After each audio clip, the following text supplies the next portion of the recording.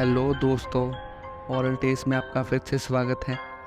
मैं आज बात करूंगा पटना की एक ऐसी कहानी की जहां पे एक पत्नी की सौतन यानी उसके पति की पहली बीवी की आत्मा का कहर है। तो मैं आपका ज़्यादा टाइम नहीं लूँगा, तो चलते हैं स्टोरी की ओर। अनामिका शर्मा जो एक सामाजिक कार्यकर्ता, उसकी शादी पटना में हुई थी। शादी के 2 साल में ही उसका तलाक हो गया था। अब वो अपने माता पिता के साथ पूना में रहती है। अब वो एक संस्था के साथ जुड़ी हुई है जो घरेलू हिंसा के शिकार होने वाली महिलाओं की सहायता करती है।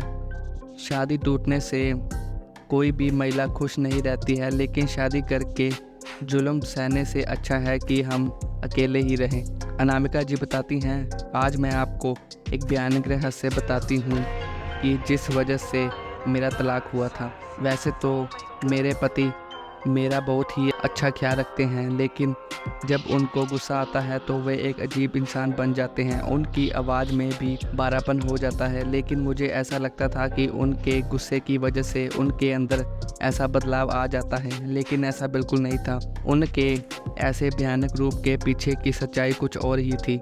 एक रात को मैं और मेरे पति सो रहे थे, वहीं पे अचानक मुझे महसूस हुआ कि मेरे पति लंबी लंबी सांस ले रहे हैं और नींद में ही बोल रहे हैं कि मुझे माफ़ कर दो, अब बस करो, मुझे अब छोड़ दो, जो भी हुआ है उसमें मेरी कोई गलती नहीं है। यह सब सुन के तो मेरे रोंगटे खड़े हो गए। मैंने तुरंत ही उनको जगा दिया और पूछा कि क्या बात है, आपसे कौन सी भूल हुई है, आप नींद में क्या बोल रहे थे। मेरे पति ने बात को टालने की कोशिश की और कुछ बोले बिना ही सो गए। मैंने फिर से वही सवाल किया।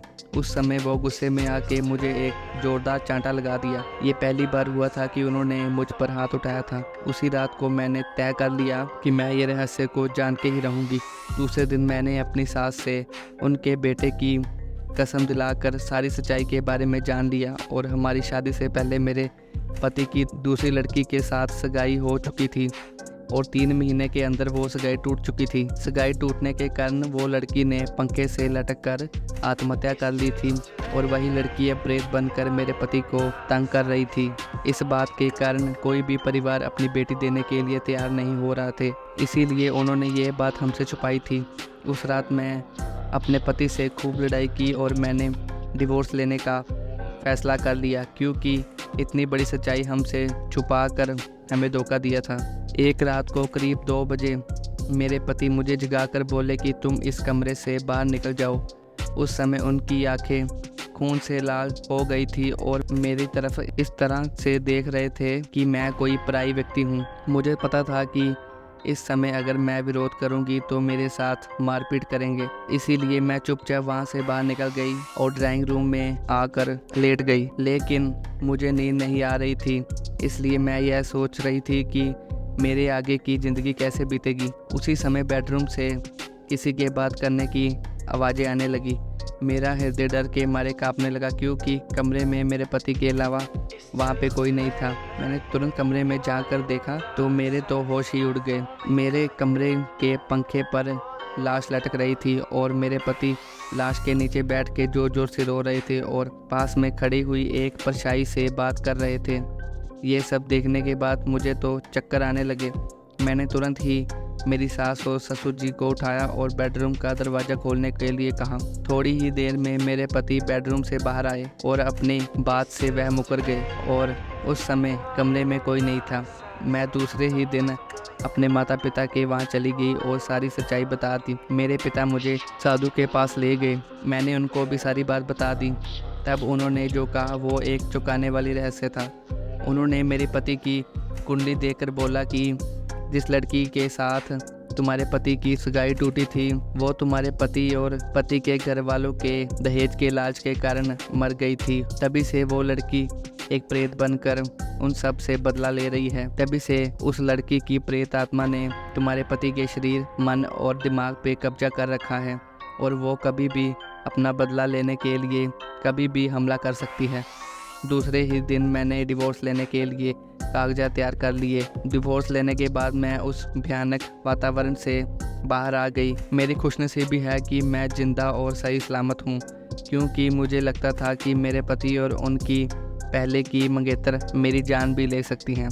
तो दोस्तों, आप कमेंट में ज़रूर बताएं, क्या अनामिका ने ये सही किया या गलत किया। तो ऐसी और स्टोरी के लिए आप हमारे चैनल हॉरर टेल्स स्टोरीज़ को ज़रूर सब्सक्राइब करें और हमारी वीडियो को लाइक या कमेंट ज़रूर करें। धन्यवाद। हेलो दोस्तों, हॉरर टेल्स में आपका फिर से स्वागत है। मैं आज बात करूंगा एक 14 वर्ष के नाबालिग की, जिसे अपने नए फ्लैट में किसी के होने का एहसास होता है और वो नाबालिग वह एहसास अपने घर वालों को भी बताता है, पर उसका कोई घर वाला उस पर विश्वास नहीं करता। तो उनके साथ क्या हुआ, तो हम जानते हैं आगे की स्टोरी में। तो मैं आपका ज़्यादा टाइम नहीं लूँगा, तो चलते हैं स्टोरी की ओर। यह बात उन दिनों की है जब मैं 9वीं कक्षा में पढ़ता था। तब मेरी उम्र 14 वर्ष की थी। कुछ समय मैं अपनी फैमिली के साथ रहता था। मेरी फैमिली में मम्मी पापा और मेरी छोटी बहन भी थी। मेरे पापा गवर्नमेंट की नौकरी करते थे, इसलिए हमें सरकारी क्वार्टर में रहना पड़ता था। जब मेरे पापा का प्रमोशन हुआ था तब हमने उस कॉलोनी में एक बड़ा सा फ्लैट ले लिया। उसके बाद हम नए फ्लैट में शिफ्ट हो गए। मैं बहुत ही खुश था क्योंकि मैं सोच रहा था कि मैं अपने एक अलग सा कमरा लूँगा। पता नहीं क्यों, जिस दिन से हम उस घर में रहने के लिए गए थे तब से मुझे उस घर में अजीबोगरीब बेचैनी महसूस हो रही थी। उस घर में मुझे देर से सोने की आदत थी क्योंकि हमारा टीवी चैनल वाला हर रात को एक नई फिल्म दिखाता था और मेरे मम्मी पापा और बहन दूसरे कमरे में जल्दी सो जाते थे। शुरू में तो सब कुछ ठीक था, लेकिन अचानक मुझे एक रात को जब मैं अपने बेड पर बैठकर मूवी देख रहा था तो अचानक मुझे रूम के बाहर से किसी की आवाज़ सुनाई दी। मुझे लगा कि मम्मी यहाँ पानी पीने के लिए उठी होंगी। मैंने ध्यान नहीं दिया। हाँ, लेकिन मैंने टीवी की आवाज़ थोड़ी धीमी कर दी। लेकिन 4-5 मिनट के बाद फिर से वही आवाज़ आने लगी। वह आवाज़ किसी औरत की थी जिसने अपने पैरों में भारी पायल पहनी हो और वह आवाज़ छन छन छन पायल की आ रही थी। मैंने टीवी की आवाज़ बिल्कुल बंद कर दी, लेकिन बाहर से वही आवाज़ आ रही थी, छन छन छन। यह आवाज़ सुनकर मेरे शरीर कांपने लगा और मेरे रोंगटे भी खड़े हो गए। आवाज़ लगातार आ रही थी और 4-5 सेकंड के बाद सुनाई देती थी, उसके बाद बंद हो जाती थी। बाद में 3-4 मिनट के बाद फिर से छन छन छन, जैसे कि कोई भारी पायल पहनकर चल रही हो। मेरा दिल जोर जोर धड़क रहा था।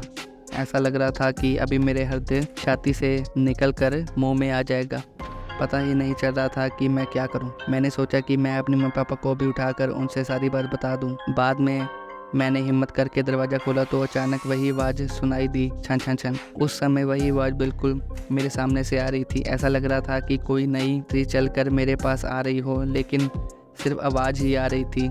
सामने कोई भी नहीं दिख रहा था और आवाज़ भी बिल्कुल स्पष्ट सुनाई दे रही थी, छन छन छन। मैंने मम्मी पापा को जगा दिया और सारी सच्चाई उनको बता दी। मेरे पापा इस बात को मानने के लिए बिल्कुल भी तैयार नहीं थे। वैसे भी वह सब पूरी तरह नींद में थे। किसी ने मेरी बात पर ध्यान नहीं दिया। बाद में मैं अपने मम्मी पापा के साथ उनके कमरे में ही सो गया। ऐसे ही 3-4 दिन निकलने के बाद एक रात को फिर से वही आवाज़ सुनाई दी, छन छन छन। बाद में मुझे उस आवाज़ की आदत पड़ गई। आवाज़ आने का कोई भी समय नियुक्त नहीं था। कभी कभी वह आवाज़ 10 बजे आती तो कभी कभी 10:30 बजे। परंतु एक बात तो पक्की थी कि वह आवाज़ सिर्फ मुझे ही सुनाई दे रही थी और दूसरे किसी को भी नहीं। कभी कभी वह आवाज़ मुझे बहुत डरा देती थी, लेकिन उसकी वजह से हमारे घर में कोई भी नुकसान नहीं हुआ था अभी तक। 8-9 महीने बाद हमें एक नया फ्लैट मिल गया और हम वहाँ पर शिफ्ट हो गए। उसी फ्लैट में हमारी जगह पर जो नए लोग रहने के लिए आए थे वह हमारे जान पहचान के लोग थे। उनका बेटा मेरा बहुत अच्छा दोस्त था और उनकी फैमिली काफ़ी बड़ी थी। एक दिन वह अंकल हमारे घर पर आए और हमसे पूछा कि क्या आपको कभी कभी कोई आवाज़ सुनाई दे रही थी। बस यही बात सुनकर मुझे पूरा यकीन हो गया था कि वह कोई मेरा वहम नहीं था। उस अंकल के पूरे परिवार ने वह आवाज़ सुनी थी। आखिर मेरे मम्मी पापा को यकीन हो गया कि मैं झूठ नहीं बोल रहा था। बाद में उन लोगों ने उस घर में पूजा पाठ करवाया। हमने यह बात जानने की कोशिश की थी कि उस घर में आखिर हुआ क्या था। तब जाकर पता चला कि उस घर में एक नहीं बल्कि 6 आत्माएं रह रही थी। उस बात को 14 वर्ष हो गए हैं और अब मैं बड़ा हो गया हूँ। मुझे पता नहीं है कि क्या आज भी वही आवाज़ सुनाई देती है या नहीं, लेकिन आज भी मैं उस आवाज़ के बारे में सोचता हूँ तो मेरे मन में एक अजीब सा डर लगने लगता है। भगवान की कृपा है कि आज सब कुछ ठीक है। तो दोस्तों, आपको ये स्टोरी कैसे लगी आप हमें नीचे कमेंट करके ज़रूर बताएं और ऐसी और स्टोरी सुनने के लिए हमारा चैनल हॉरर टेल्स स्टोरीज जरूर सब्सक्राइब करें। धन्यवाद।